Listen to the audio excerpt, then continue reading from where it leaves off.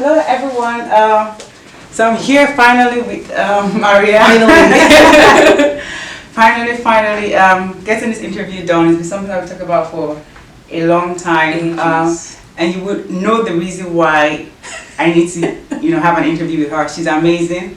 She's a wealth of knowledge. Okay. She's gone through a lot, and she has something to say. If there's anyone I know who's doing afraid, it's definitely she's the one. So if you're joining us, welcome. If you have any questions, you can put your questions there. We'll be able to answer them as we go along. And thank you to everyone who's always supporting us. Your advice, suggestions, and everything is definitely welcome. So keep them coming. Okay, so this is the Women Do It Afraid Spotlight series where I go about chasing and hunting women who I know their stories, their journey would be monumental to other women in pushing them forward, above that fear.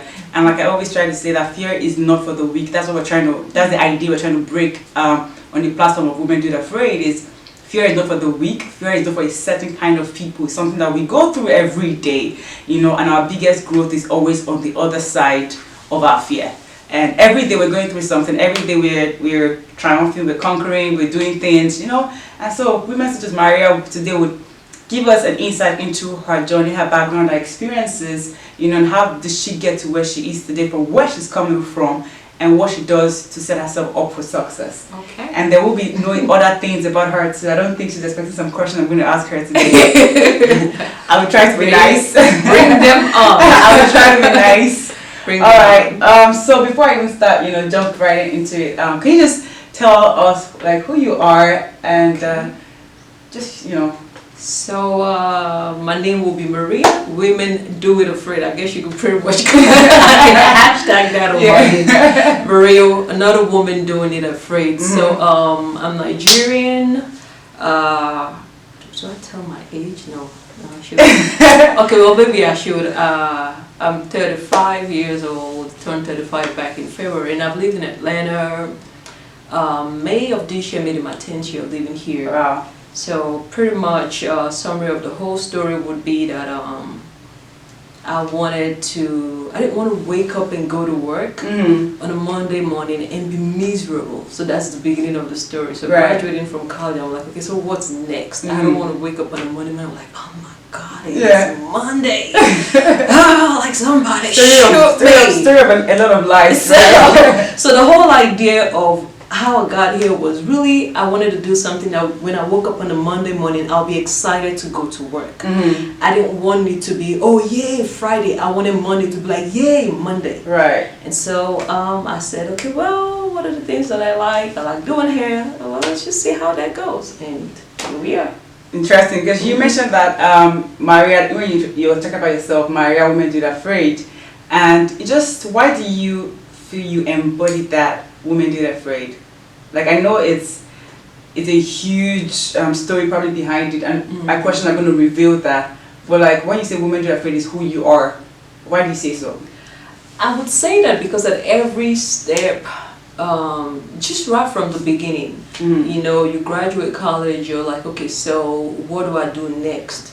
I mean, there's always the security of go get a job, right? And you'll be set for life. But it was something inside of me that was causing me to move along the line of what wasn't common, what wasn't normal, what was going outside the box. And just the whole concept of, as scary as this is, I don't want to be trapped in a 9-to-5 knowing that's something that I'm not wired for.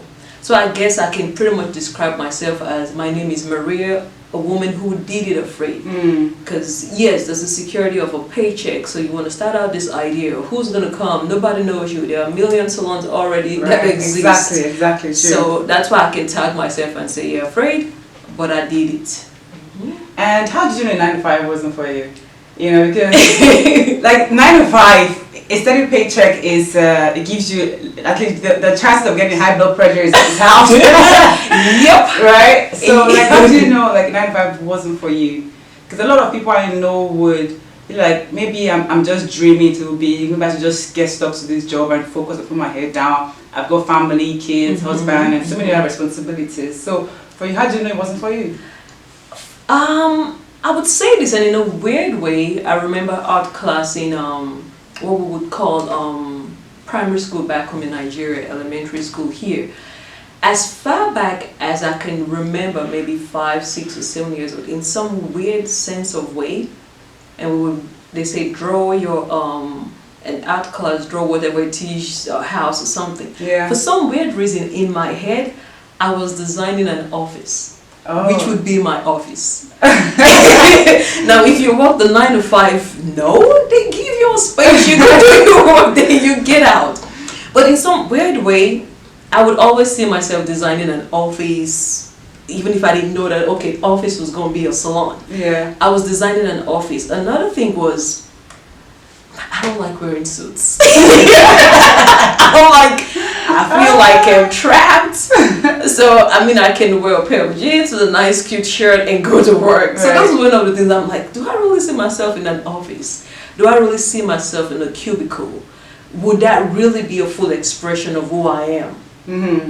Plus that I'm introverted, and I'm like, oh, they'll be like, that's colleague that just sits on the corner that doesn't say anything to anybody. She just comes, does a walk and go. Yeah. So I started looking inwards at my personality, the way I was wired, and I could tell, like, if I had to do a 9 to 5, it wouldn't fit the kind of person that I am.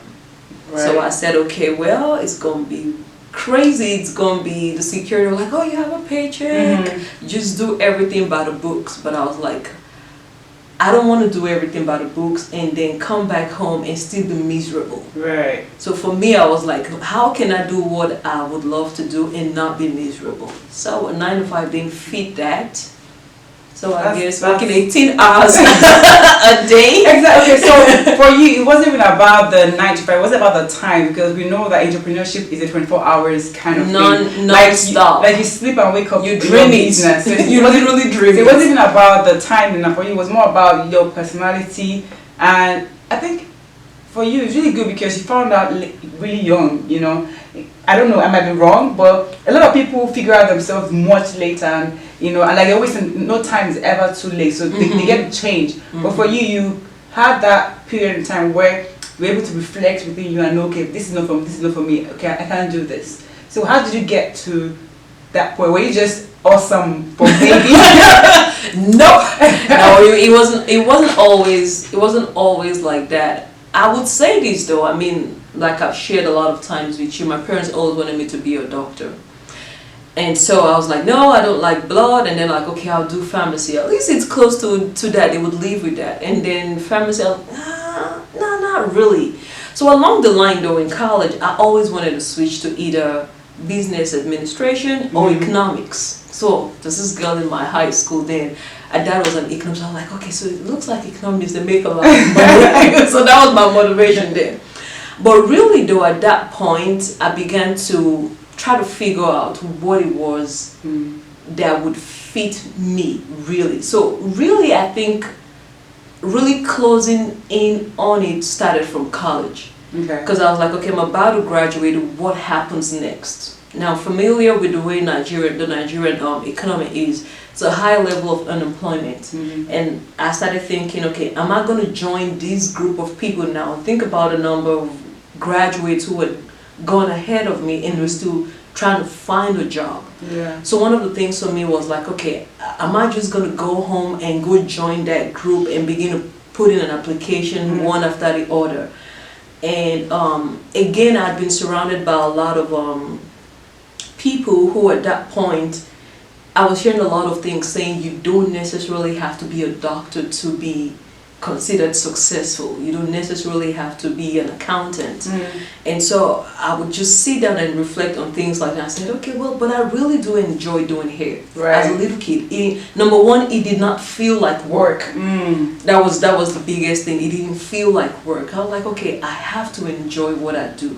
So at that point, being exposed to all of those kind of messages, so I think I began to reassess and now I'm not saying I didn't work a 9 to 5. I did work a 9 to 5 right after college.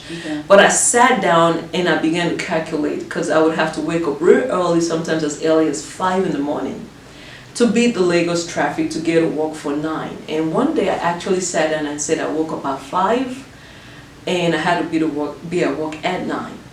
And I calculated this, I had given about 16 hours of my day into something that I wasn't passionate about.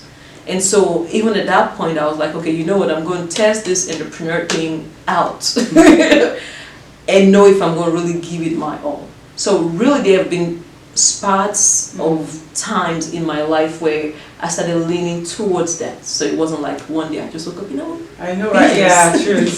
And that's why I love to showcase such stories, because when you go on social media and, you know, social media gives you a summary of someone's journey, and obviously not a lot of people want to go on social media and be like, yo, I'm suffering right now, yo, I'm packing the bags, or yeah, I'm doing someone's hair and my back hurts me, or I haven't eaten, or I've got bills waiting and I'm waiting for the people to come in, you know, because it's always a journey.